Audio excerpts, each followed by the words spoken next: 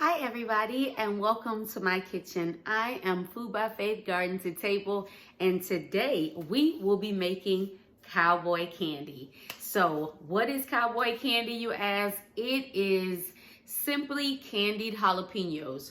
So as you guys know, I grew lemon spice jalapenos as well as a Baker Creek seed called nadapeno, and the nadapeno is not a spicy jalapeno. It just gives you the fresh crisp flavor of a jalapeno without the heat. So I grew a bunch of those this year, and the ones that I did not have time to pickle, I decided to freeze until I was ready to make cowboy candy with them. And because they're not as spicy or not spicy at all, I'm actually going to add some dehydrated Scotch bonnet peppers to them that I got from the Humble Servants Homestead right here in Georgia, and of course they're on YouTube. So the ingredients that we are going to use today, we are going to use our jalapenos, our Scotch bonnet peppers. Now, if you have regular jalapenos and you're not using jalapenos like I am using, because again, we want the sweet and spicy flavor of this dish, you do not need the Scotch bonnet, but I do want some heat in this and not just the candied jalapenos. We're going to use 6 cups of granulated sugar, 2 cups of apple cider vinegar, 3 teaspoons, of granulated garlic. We're going to have a ½ teaspoon of celery seed and a ½ teaspoon of ground turmeric. And what we're actually going to do is we're going to place all of these items into our canner. We're going to bring them up to a boil. And what we're going to do then is we're going to take a slotted spoon and we're going to place our candy into our jars. Our candied jalapenos will go into our jars. My jars have already been washed. They've been scrubbed. I have my lids as well as my rings in the back, and they are sitting in warm water. My canner is on, my steam bath canner is on low right now. So all of that is ready. And we're gonna get started. So let's get started by putting our jalapenos inside of our pot here. I'm going to add our 2 cups of cider vinegar.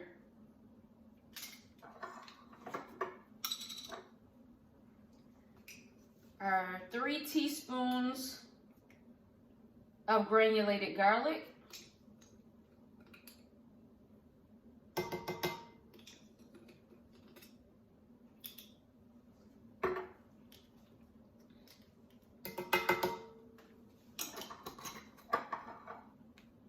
Our ½ teaspoon of celery salt.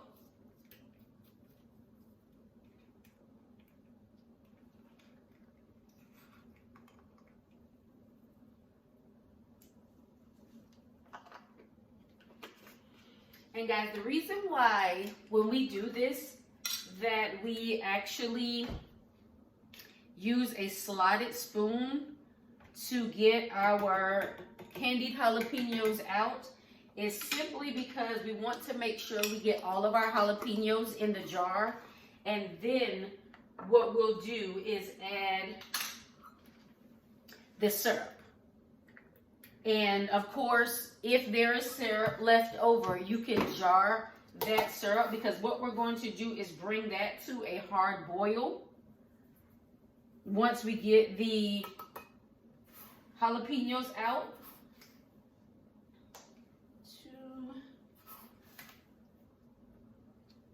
3, 4, 5, and 6. So back to what I was saying, when we get the jalapenos out, we will bring our syrup up to a boil. We'll let that boil for 6 minutes. It'll get nice and sticky. And then we will top our jars off with our syrup. And then any syrup that is left over, you can can that up as well. And it can be used as a sauce for chicken. It can be used as a addition to a sauce that you're using for pork. So in short, don't throw it out. So guys, now what we're going to do, we have these beautiful dehydrated Scotch bonnet peppers that again I received from the Humble Servants Homestead. So I'm going to break those up and I'm going to add them in.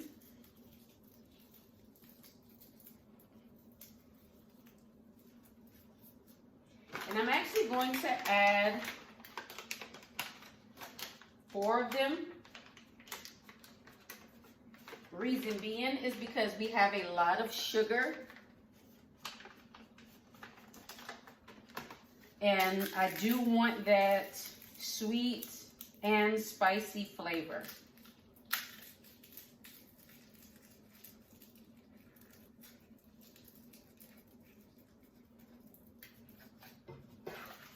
So we're going to stir that in. Let me bring you in a little closer so you can see what everything looks like.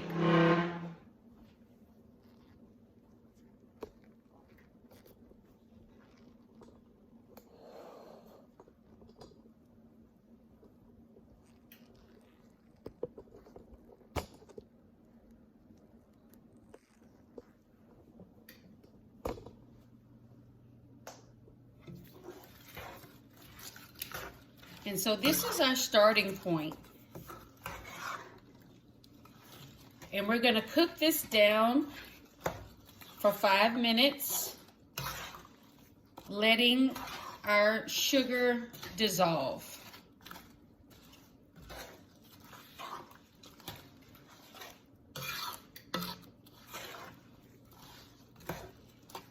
Guys, cowboy candy is a great way, making cowboy candy is a great way to use up excess jalapenos that you have in your garden. And it's not a waste because it is a great condiment.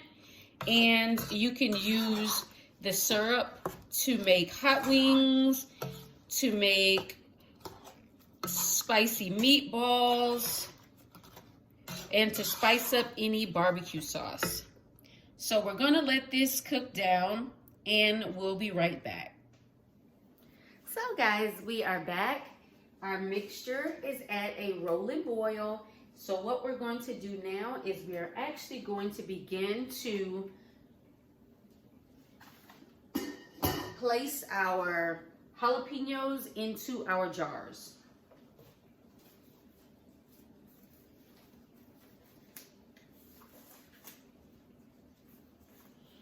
And I always recommend that when you are working with peppers, that you make sure you wear gloves. I tend to wear gloves in all of my cooking, but I recommend that, especially when you are working with peppers, that you, any type of peppers, that you choose to wear gloves. So what I'm going to do is I'm going to remove this from this stove.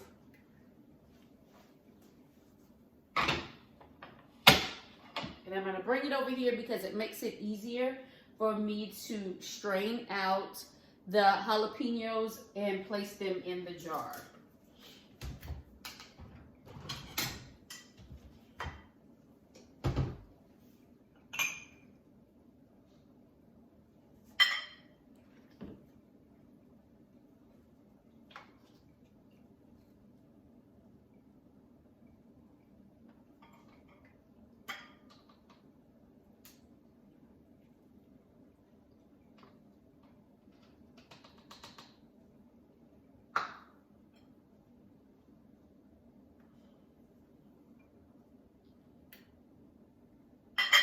And so what you see me doing is I am actually straining out the jalapenos.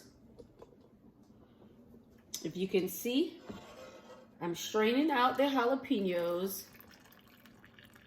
leaving the syrup behind.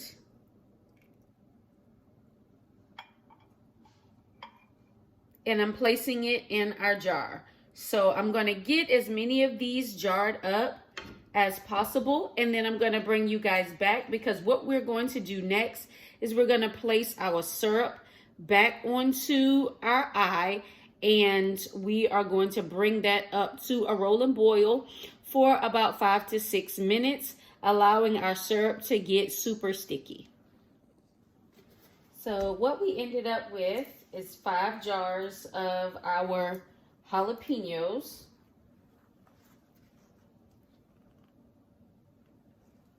And I still have 3 jars in my canner, and if there is any syrup left over, that's where that syrup is going to go. It's going to get jarred up and it's going to go in there, and it will be sold at the market as well, because again, it is very usable. So for anyone who wants to be able to have the syrup without having the jalapenos in it, they'll be able to have that. And all I'm doing is taking my paper towel that I sprayed with vinegar, and I'm cleaning the rim of the jar. These jalapenos are hot, guys. But I'm cleaning the rim of the jars, and I'll do it once more.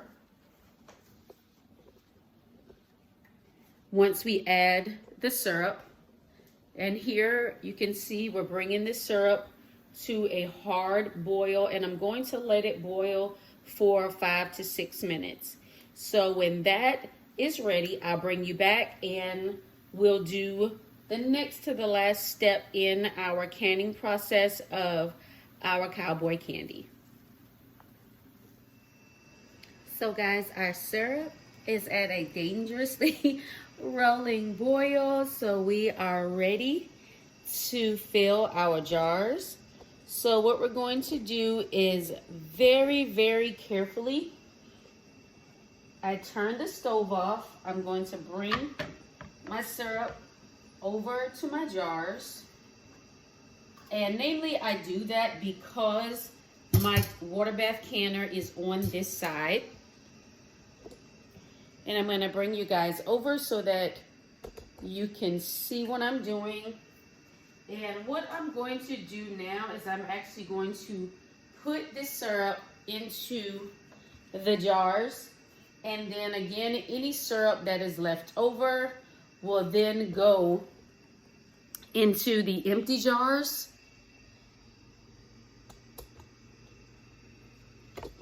And they'll can with the rest of the items at the same time.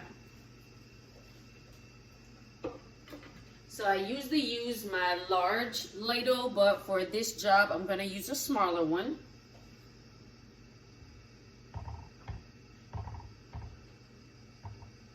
And these are wide mouth, half-pint jars, so I do not really need to use my funnel.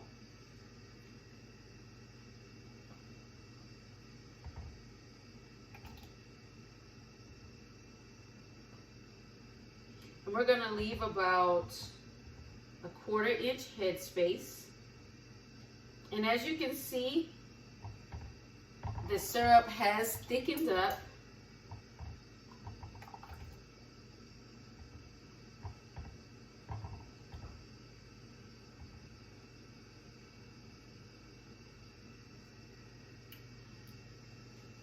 Bring you in just a little closer because I know that my hand is covering some parts that you may very well not be able to see.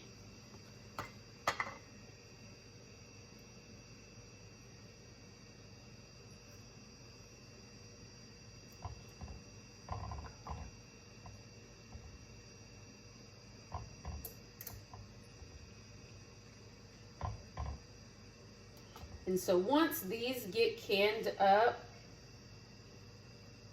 I'll place them on my pantry shelves, and they won't be ready for sale for about 2 weeks. I like to let them sit there for about 2 weeks, wherein I could can jelly today on this New Year's Day on a Sunday, and I'll have those ready to sell 2 days later.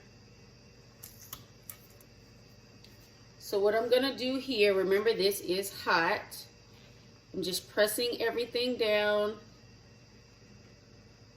trying to debubble. Again, be safe because this is hot and sticky.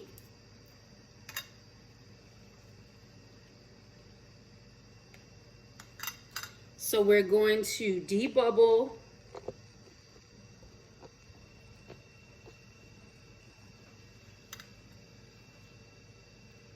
Already done that one.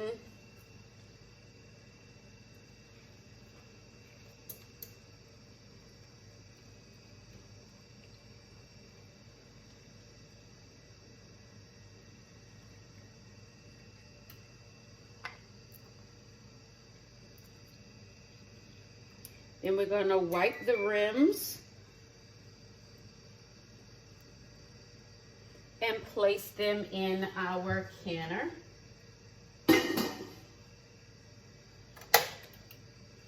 Turn our canner back up. So when I just have my jars sitting in my canner waiting, I do not have my canner boiling. Again, I'm using a steam bath canner. I used to use a regular makeshift water bath canner, which was just a really big pot with a rack on the bottom, but I found that this steam bath canner was a bit better for me. It uses less water, and that's always a lot better.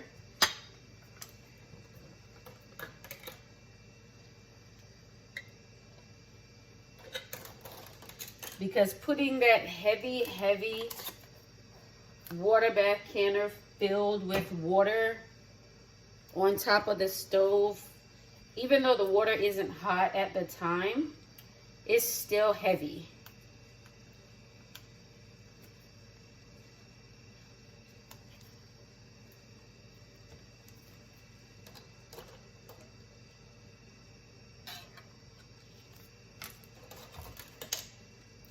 And I like using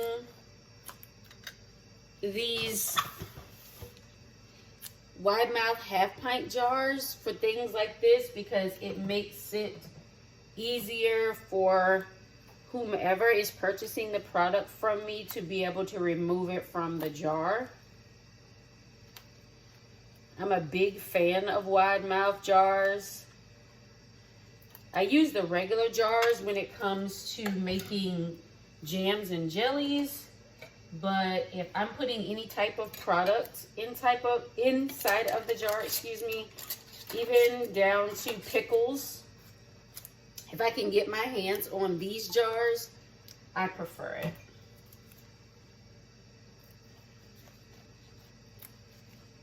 Okay, we got one more jar after this one. And then what we're going to do is jar up the rest of this syrup.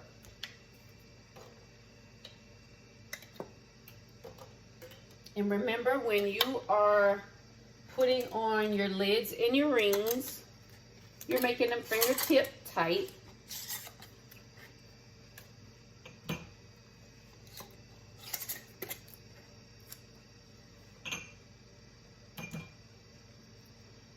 So here are our last 3 half-pint jars that we are going to, look at that, put our remaining syrup into.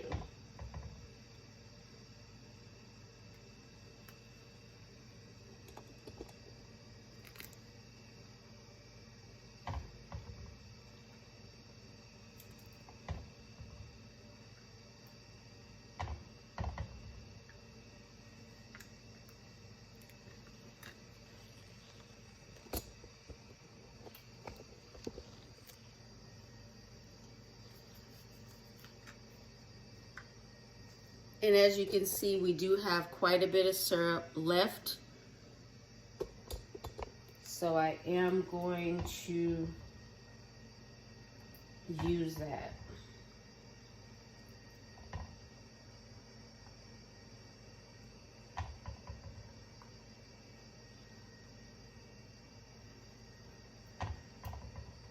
And again, anytime you have syrups like this that are sweet and spicy, they go great with almost all meats, as well as making a dip out of them. You could take a piece of brie and instead of putting, as some do, they put honey on the top. Instead of putting honey on the top, you could take this syrup and you could place this syrup on the top.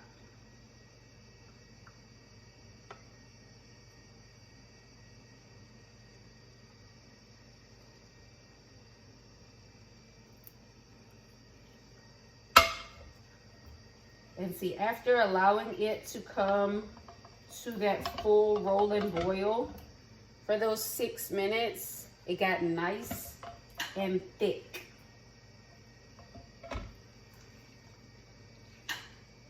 So I'm gonna get us a new paper towel, spray it down with our vinegar, and get these cleaned up.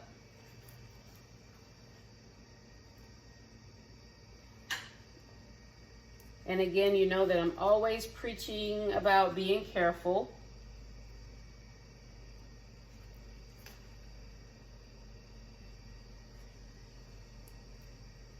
And guys, also, when you are doing your canning projects, please make sure water bath canning is a little bit different when it comes to recipes.